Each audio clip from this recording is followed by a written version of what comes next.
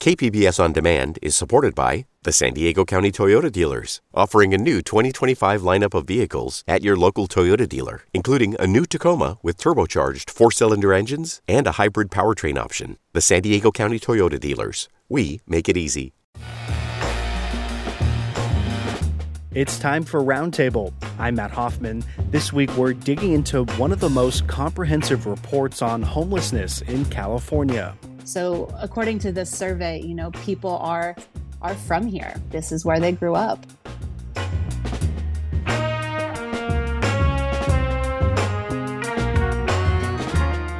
And the San Diego Police Department wants to put up more streetlights that record video, but there's concerns about privacy.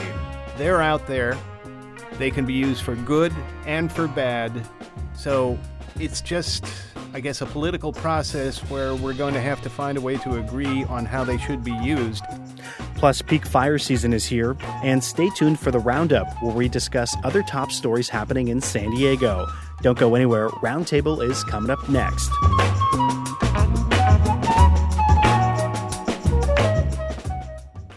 KPBS On Demand is supported by the San Diego County Toyota dealers, presenting a new 2025 Tundra designed to combine performance and comfort with up to 437 horsepower and 10-speed automatic transmission. See your Toyota dealer. The San Diego County Toyota dealers. We make it easy. One of the most comprehensive reports on homelessness in California was just revealed.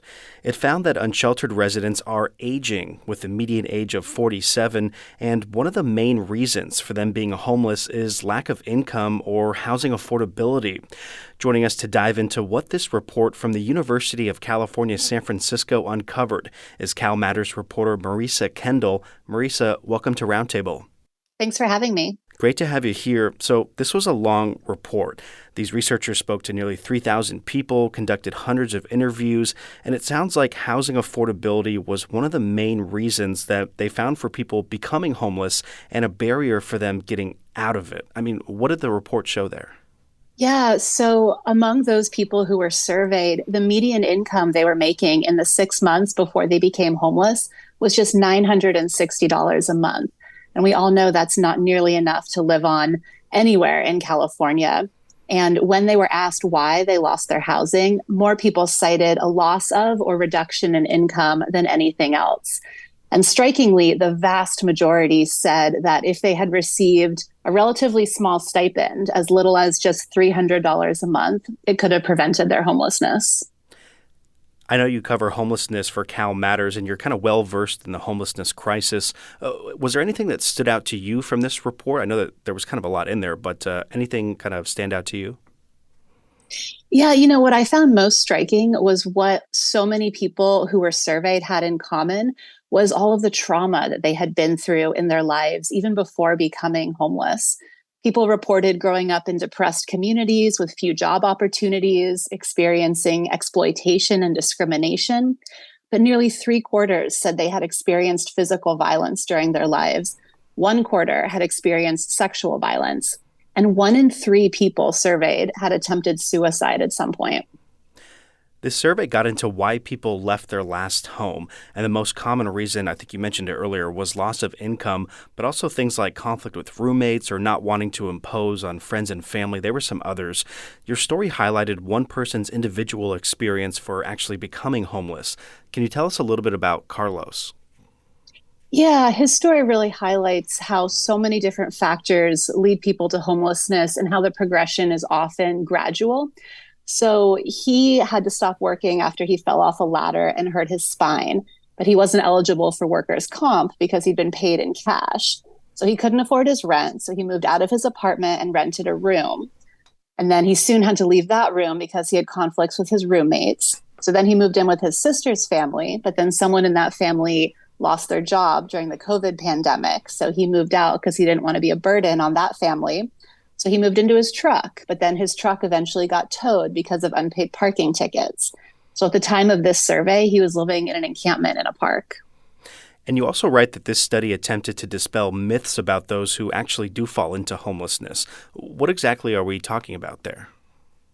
Yeah, one of the big ones that I observed was it's a common common refrain and common rhetoric that people say a lot of the homeless people in California moved here because, California has nice weather, we have social services for whatever reason. But the study found that in reality, 90% of the people surveyed said they were last housed in California, and 75% said they live in the same county as where they lost their housing. So according to this survey, people are from here. This is where they grew up. And we know that 75% number in terms of last housed in the county that they were in, that tracks with San Diego County and the data that they have. But this UC San Francisco study, it did note that 82% of respondents did say that they had a time in their life when they experienced a mental health condition. And about 2/3 reported at some point in their life regularly using illicit drugs. But it sounds like, Marisa, that researchers found that's not what necessarily drove them to lose their housing. Is that sort of what they found? Yeah, and I think this survey really highlights how complicated it is and how there's a lot of interconnecting underlying factors. And it would be, and other research backs this up, that it would be too simplistic to say that, drug and alcohol use causes the vast majority of homelessness. Some researchers pointed out that those things are often linked to poverty and to income instability, and you may be more likely to have addiction problems, mental health conditions when you grow up in those unstable conditions that then help exacerbate your homelessness. Also, the survey interviewed some people who were using drugs to cope with life on the street. They were getting high so they could stay awake all night, because if they fell asleep, they'd be attacked or have their possessions stolen. And other people talked about how the really tough conditions on the street exacerbate their mental health conditions. So it's really both go hand in hand, and it's too simplistic to really say, people are homeless just because of drugs and mental health. Nearly 90% of those surveyed said that they want housing, but that the cost of it is a major barrier. And we know, Marisa, that this report came with some recommendations. What are some of those? Yeah, the main one was we need more housing for the people making the lowest incomes in our population. And they suggested we could accomplish that by expanding housing vouchers, by offering subsidies, helping people share housing and splitting the costs, supporting people who live with friends and family. Another big one was lowering barriers to housing for people who have been incarcerated, because the study really showed there's a strong jail to homelessness pipeline. A lot of people who end up homeless had been incarcerated, and many come straight from those institutions.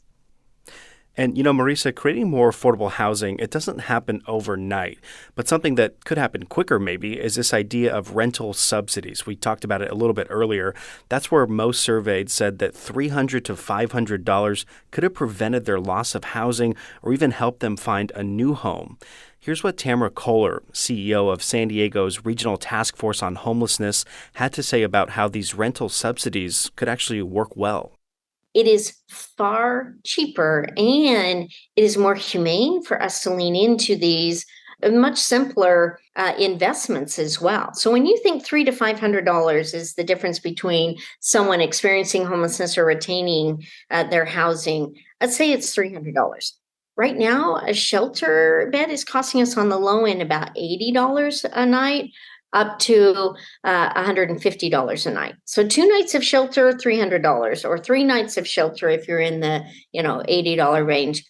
That is a whole lot cheaper for us, and it allows people to stay out of the crisis experience that all of us, when we're in a space of crisis, we are not thinking well. It affects our health. There's so much cost savings that doesn't just come out in the dollars and cents. Here in San Diego, Marisa, there's a county and city rental subsidy program, but combined, they'll only cover about 500 households, a little over 500 households. Has there been any talk out of Sacramento about a statewide rental subsidy program? There's been some talk about programs like that. One matter that's really gaining a lot of attention is guaranteed income. There's a bill working its way through the legislature that would give a guaranteed income to homeless students when they graduate high school, but that gap between high school and college. And there's been a lot of programs throughout the state doing similar things. We've identified more than 40 pilot programs that either have run or operating now or are planning to launch that would give people this guaranteed income, which is basically regular payments in cash, no strings attached, that they can use however they want.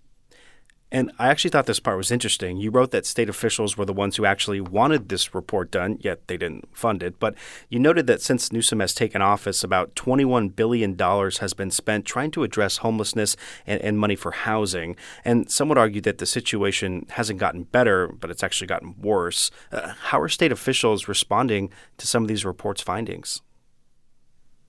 Yeah, California Health and Human Services Secretary Mark Galley responded to the report. Apparently, it was actually his idea to conduct the report back in 2019. And he said that the results will, quote unquote, help guide our approach in California. So it remains to be seen what comes out of this and how closely our state officials are listening. But the researchers and other experts hope that this will help guide policy going forward. And sort of along those lines, what are you going to be watching for next year? Yeah, I think it'll be really interesting, to see if this guides policy, but also to see if this makes a difference in how regular people perceive homelessness. You know, you still hear a lot of the myths and a lot of the rhetoric that are not necessarily supported by facts, such as, you know, everyone who is on the street is mentally ill and addicted to drugs. They don't want housing. They don't want to work. They're not from here. And that type of thinking, that impacts policy because it impacts how people vote and the types of decisions that are supported. So it'll be interesting to see if this plays any role in shifting that narrative.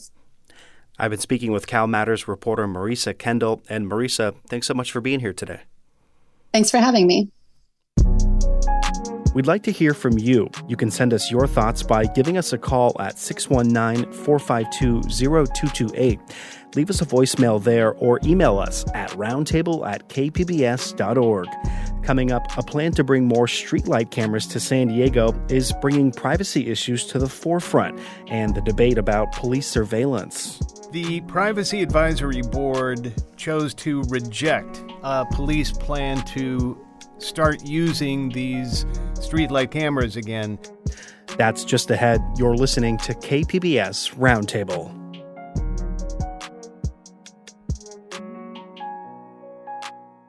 KPBS On Demand is supported by the San Diego County Toyota dealers, presenting the new 2025 Camry with refined design and performance. Visit your local Toyota dealer to learn more about all the features the new 2025 Camry offers. The San Diego County Toyota dealers. We make it easy.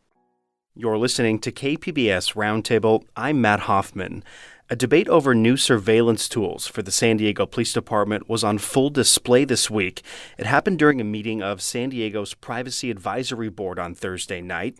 A plan to bring more streetlight cameras to San Diego, it brought privacy issues to the forefront during that meeting. Privacy advocates, community members, and law enforcement were all debating the limits of police surveillance. KPBS's technology reporter Thomas Fudge has been covering this story, and he joins us now here on Roundtable. Thomas, welcome. Hey, Matt. Good to have you here. So you were following this whole streetlight camera story. You watched that meeting Thursday night. Basically, use of these video recording streetlights were on the table. What ended up happening there? The Privacy Advisory Board chose to reject a police plan to start using these streetlight cameras again. Just a little bit of background. During the teens, at least the late teens, these streetlight cameras were installed and they were being used, and police did have access to them.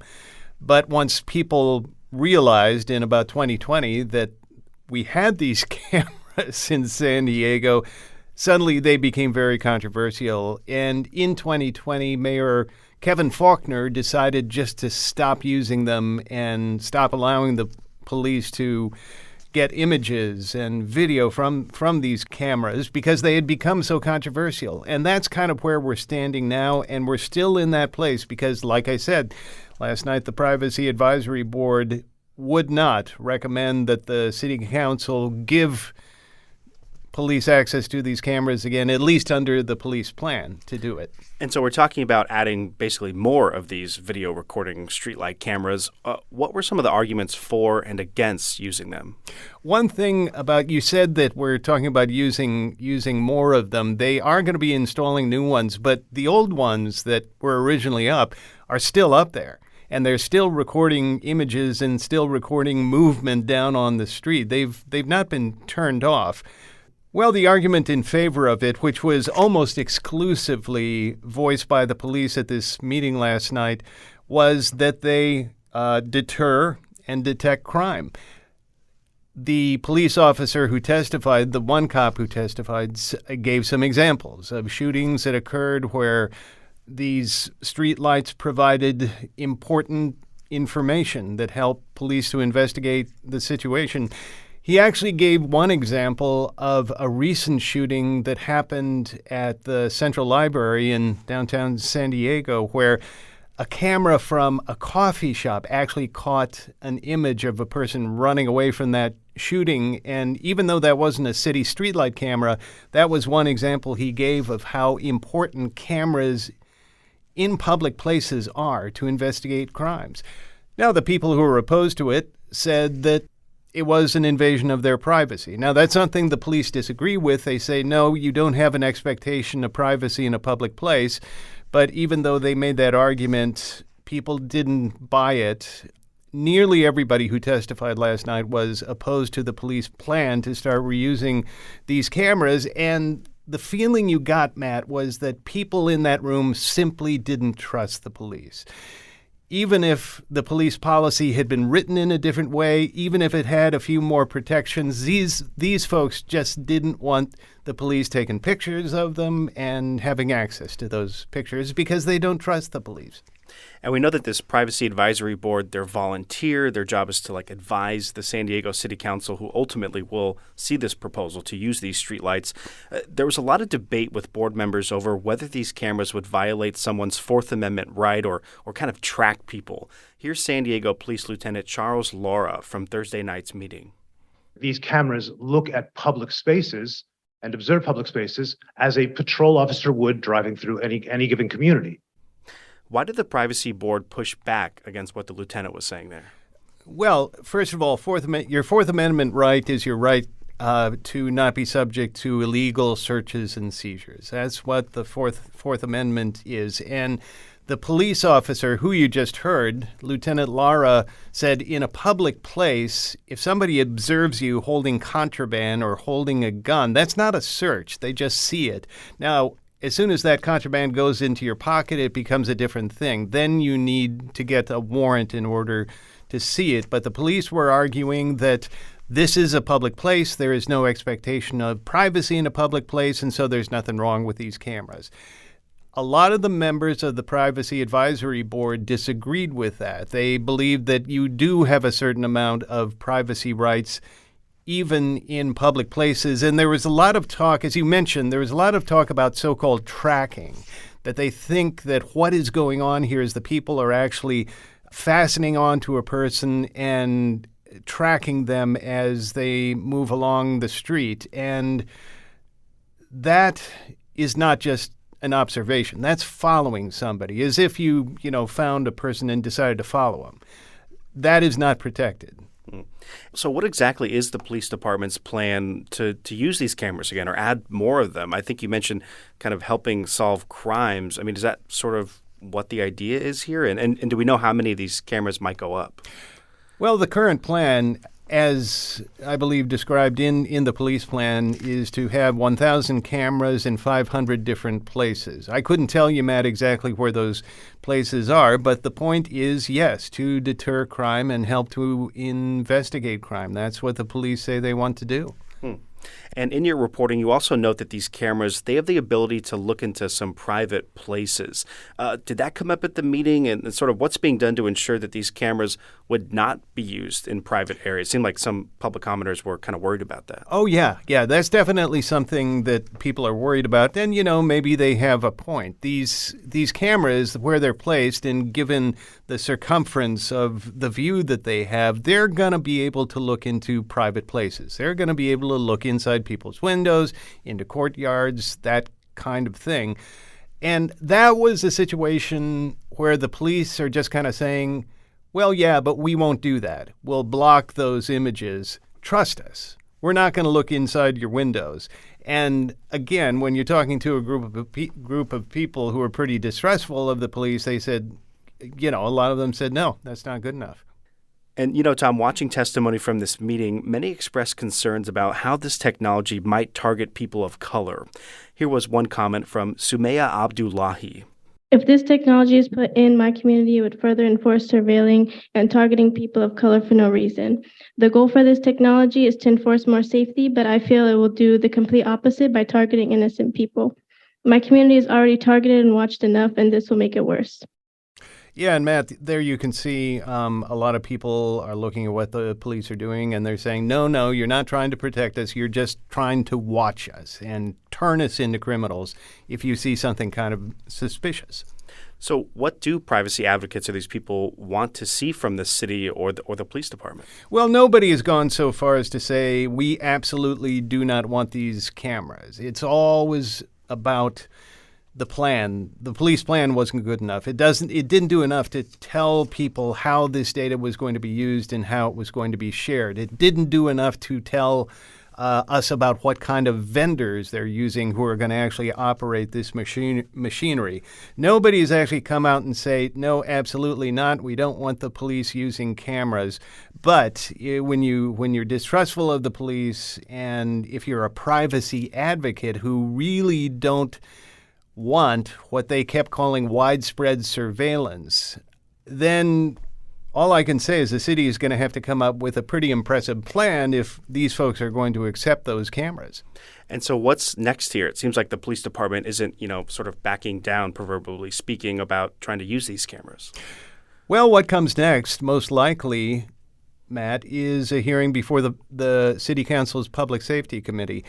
This is an advisory board, the San Diego Privacy Advisory Board. They have no powers to stop this plan. They have no powers to stop legislation, and they can make a recommendation, but that's about it. Their recommendation, by the way, I'm not sure if we said, was unanimous. Nobody on that board liked the police plan, but they're not going to stop it. From here, I assume, is going to go on to the Public Safety Committee and then eventually to the San Diego City Council, who will make the ultimate decision. All right, Tom, so it sounds like this was the first step in a multi-step process. What are you going to be watching for in the weeks ahead? Well, like I said, Matt, this plan of the police is going to go ultimately before the Public Safety Committee and the City Council. I think it will be interesting to see whether the police do make changes to their plan. A lot of people on that board were frustrated that they didn't know much about the vendor that they were using. Are the police going to fill in some of the blanks on that? Are they going to modify their policy to make people a little more comfortable about how they're going to use the data and who else is going to have access to it? So those are going to be some important things to go ahead and watch. These cameras, Matt, they're not going away. And cameras in public places, as you very well know, are not going away, and they do have some advantages. Because of cameras in public places, we know what happened to George Floyd in Minneapolis. We know we're able to find out who the bombers, the Boston Marathon bombers, were because of all the cameras that law enforcement was able to monitor. They're out there. They can be used for good and for bad. So it's just, I guess, a political process where we're going to have to find a way to agree on how they should be used by the police. And we'll certainly see if the City Council agrees with this Privacy Board recommendation. Thomas Fudge is KPBS's science and technology reporter. And Thomas, thanks for being here. Yeah, thank you, Matt. We'd like to hear your thoughts on the streetlight camera proposal. Is that something that you think could work? Give us a call, 619-452-0228, and you can leave us a voicemail there. Coming up after the break, peak fire season is here. We'll hear how weather can factor into the size of wildfires, and is June gloom gone for good this year? The weather pattern that's been producing our May gray June gloom is an extension of this past winter. That's coming up just ahead. You're listening to KPBS Roundtable.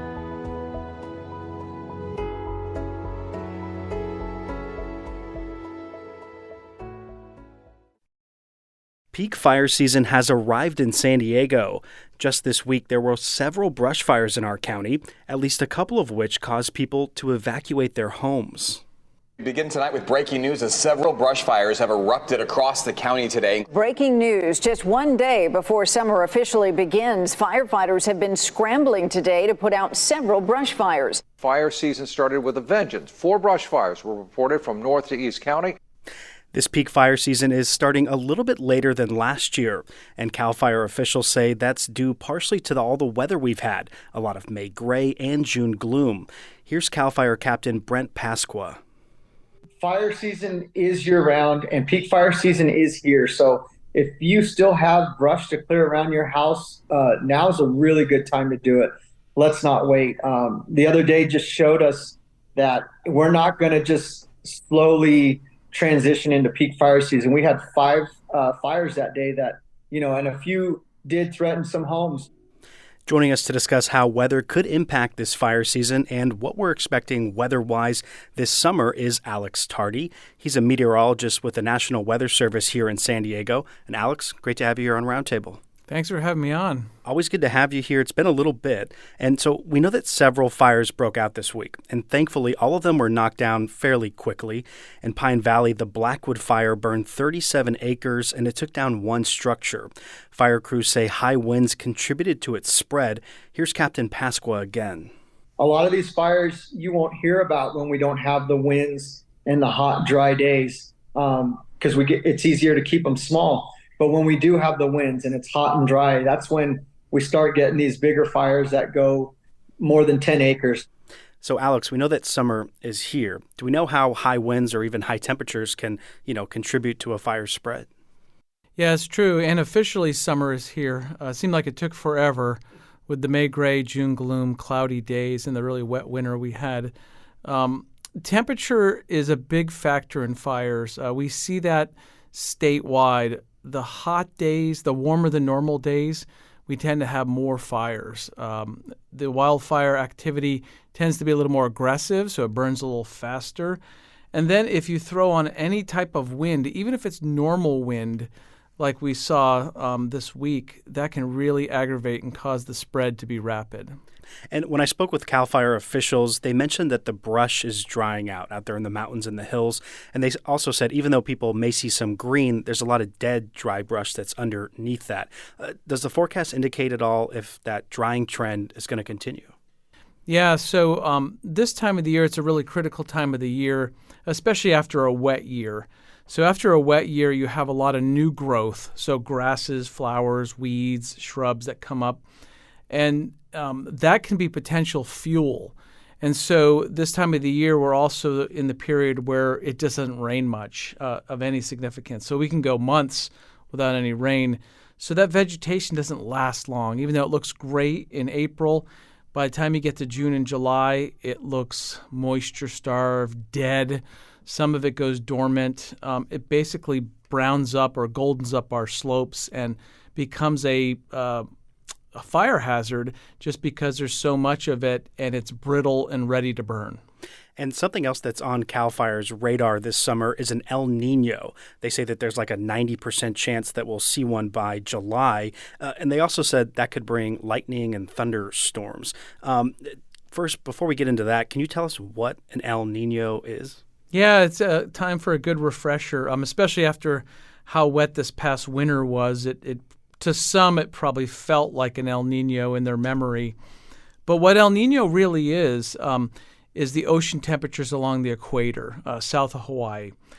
And it's a phenomenon that occurs every 2 or 3 years. It goes from a cycle of colder than usual water to warmer than usual water. So it was discovered by fishermen along the equator, like in South America, because the fish sense the difference from warmer water to colder water. So right now, the easy part is that we can see on satellite that El Nino's there. So the water's already warmer than it should be along the equator. It's expanding westward along the equator. So El Nino's happening now as we speak. but that's just an ocean condition.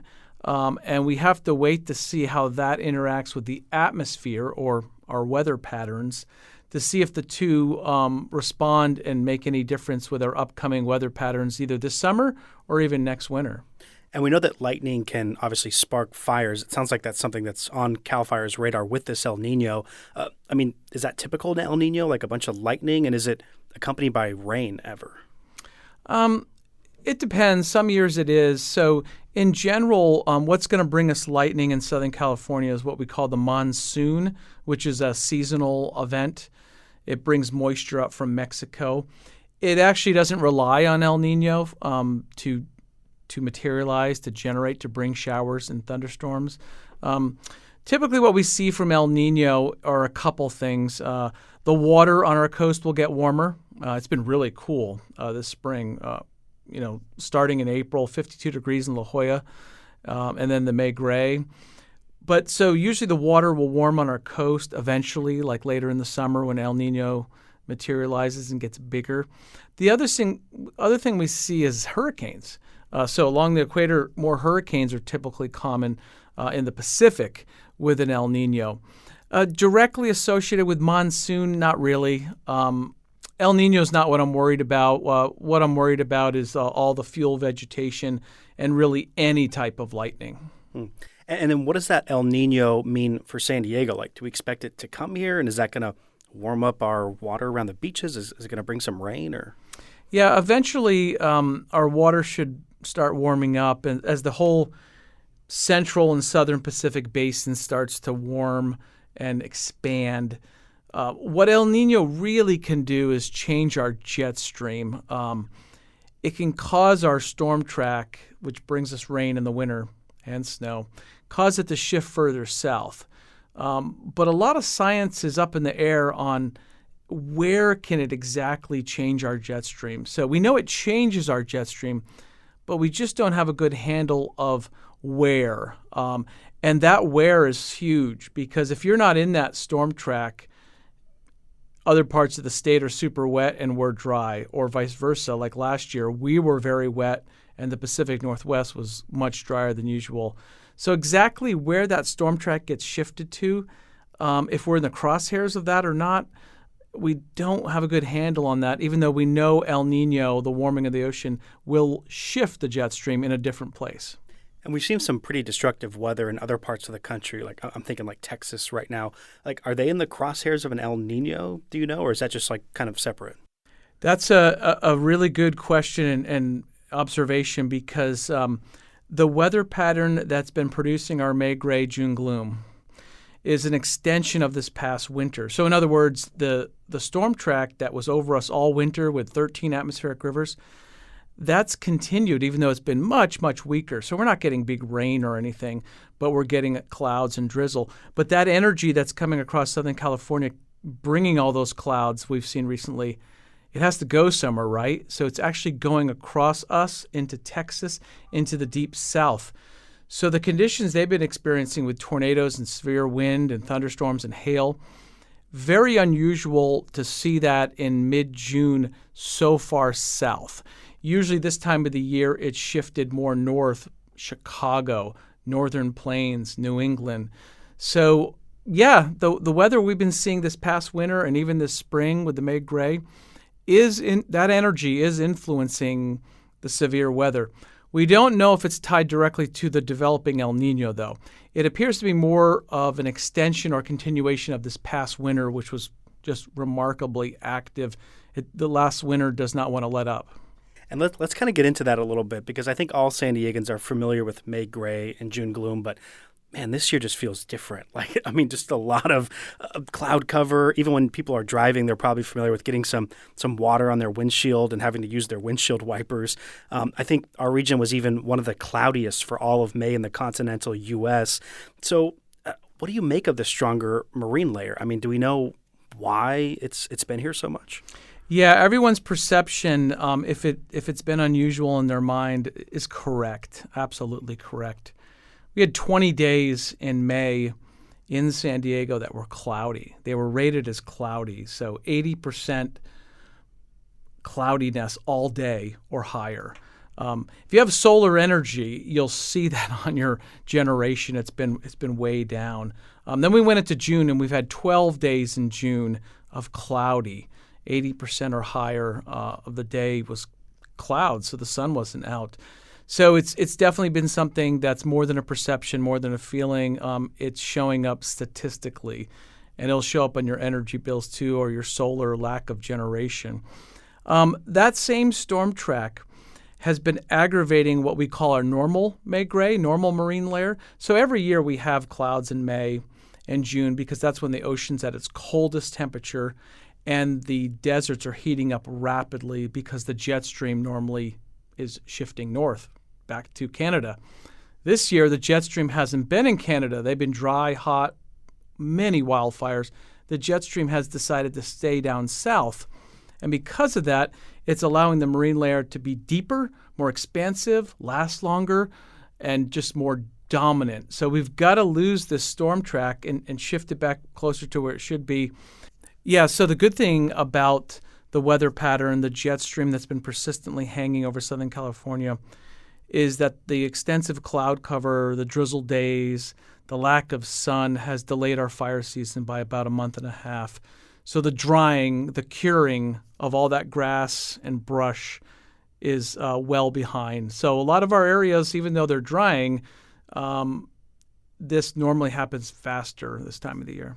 And I think you said in there that we're about a month behind typically what we are.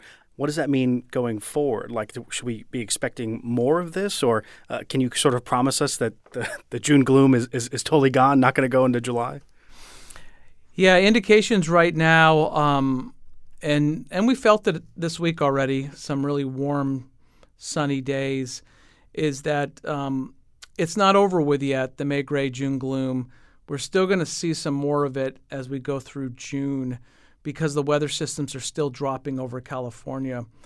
And those weather systems end up going in the middle of the country and cause a lot of thunderstorms where the moisture is much greater.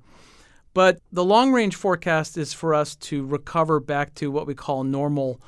And normal means a lot of sunshine. And normal means a lot of rapid drying and no rain, basically, unless we get a monsoonal thunderstorm type of thing. So that will accelerate the drying, and we will gradually build up and catch up. So I always look at it as a delay. So whenever we have rain in the spring or fall, or whenever we have cool conditions, it's like a delay to the inevitable. And the inevitable is that our vegetation is going to be ripe, very dry, and ready to go. Now, our big forests, like the big trees and all that, they had so much rain over the year that they're still sucking up soil moisture. And it's going to take a lot longer till late summer for the big wildfires. But we'll have the threat now because of the warming temperatures and the increasing sunshine, especially in July, to have a lot more of the smaller vegetation fires. You know, in regards to things like climate change, we typically hear that summers, they're going to get hotter. I mean, is there any indication that this summer is going to be an unusually hotter one for San Diego? Not for San Diego. Indications are that it'll be about average, but for interior areas like our deserts and mountains and Nevada, the Great Basin, there is indication that it'll be warmer than average, even the Pacific Northwest. One interesting fact, the past 3 summers, so if you look at July through September, the past 3 summers in California as a whole are the warmest on record. So even 2022, last year, extremely warm over most of California averaged together. The one thing that'll keep San Diego in check, we think, this summer is the cooler than average ocean temperatures that we saw and continue to see in our region. But for areas that tend to get big fires out west, those areas will likely be above average or warmer than they should be. But hopefully not like what we've seen the past 3 years, which again are the 3 warmest years on record from 2020 to 2022 in the state of California in the summer months. I've been speaking with Alex Tardy. He's a meteorologist with the National Weather Service. Alex, thanks for being here. Thanks a lot for having me on. And now it's time for the Roundtable Roundup, where we take a look at some other top stories that are happening here in San Diego. And with us to help get us there is KPBS Roundtable producer Andrew Bracken. Andrew, what's going on? Hey, Matt. Great to have you here. So what's on your list this week? Well, Kristen Takeda from the San Diego Union Tribune, she had a piece about the San Diego Unified School District Board finally approving the new contract with teachers and other school employees. I think it's a big deal. It's been something that's been talked about for a while. And I think from our reporting, our education reporter, MG Perez, he called this a historic new contract. I mean, are we talking about like in terms of the raises that they might be getting? Yeah, I mean, they received a 10% retroactive raise, and then they have another raise coming up this year. And it sounds like part of that agreement includes having a full-time counselor at every school now, right?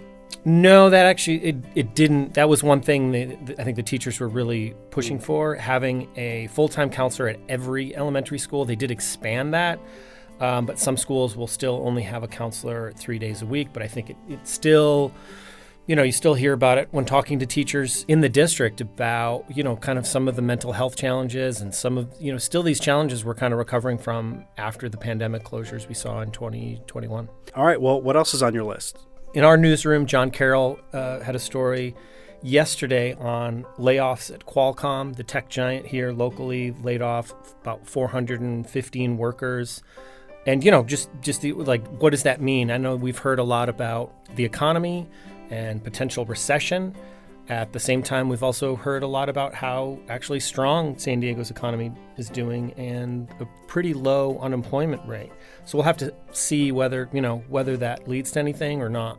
Yeah, and I know Qualcomm, they make those smartphone chips. Like pretty much everybody with a cell phone has like some sort of Qualcomm or maybe Snapdragon, they call it, chip now. But yeah, it was interesting in John's story about how revenue is down, in terms of I think it was over $1 billion just in one quarter.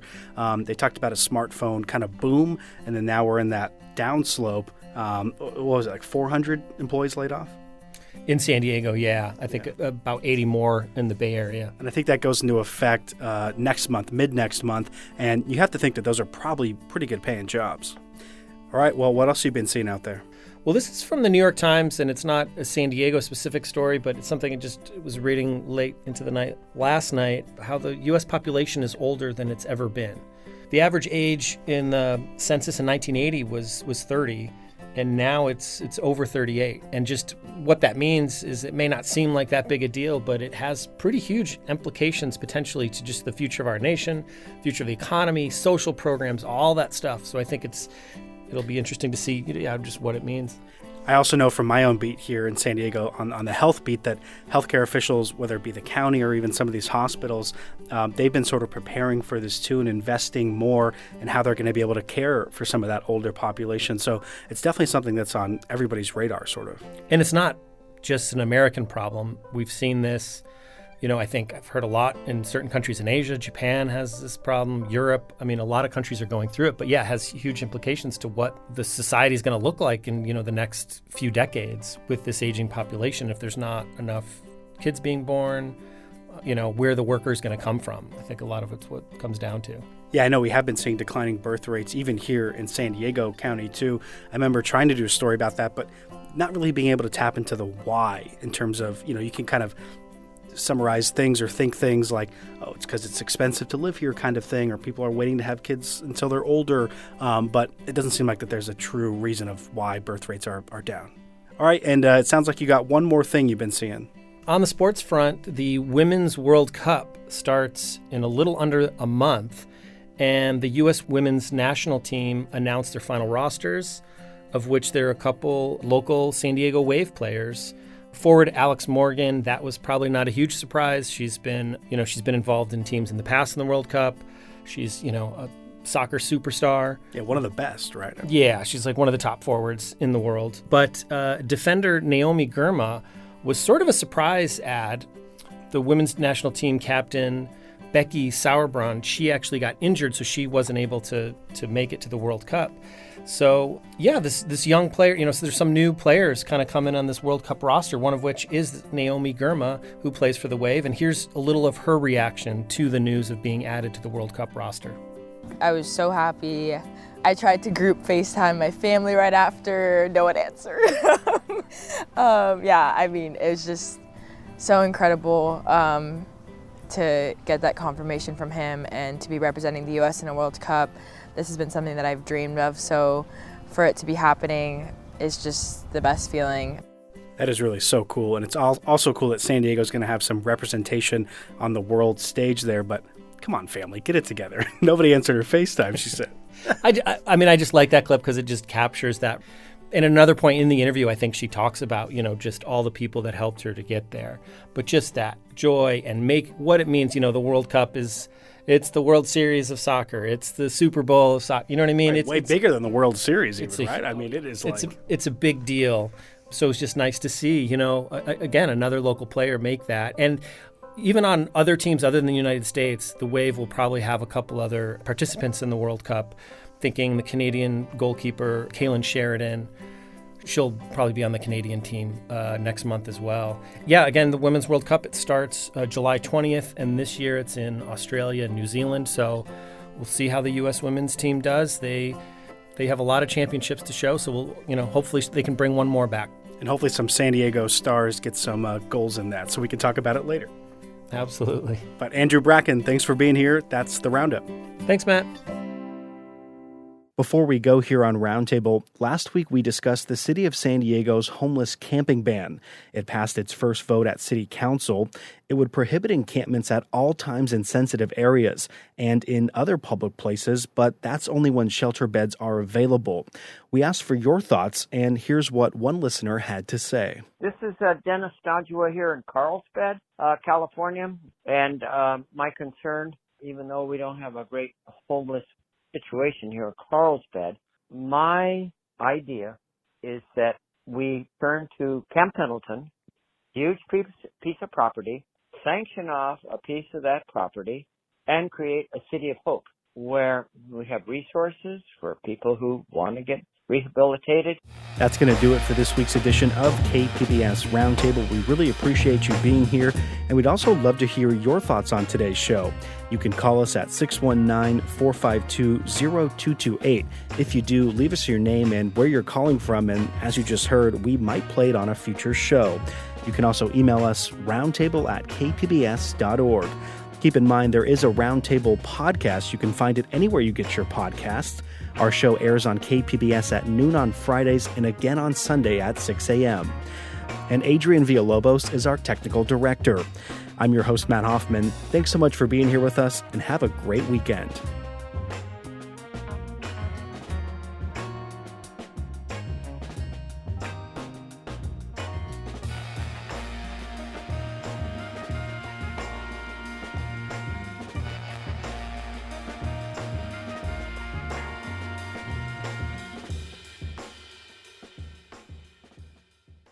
KPBS On Demand is supported by the San Diego County Toyota dealers, offering a new 2025 lineup of vehicles at your local Toyota dealer, including a new Tacoma with turbocharged 4-cylinder engines and a hybrid powertrain option. The San Diego County Toyota dealers. We make it easy.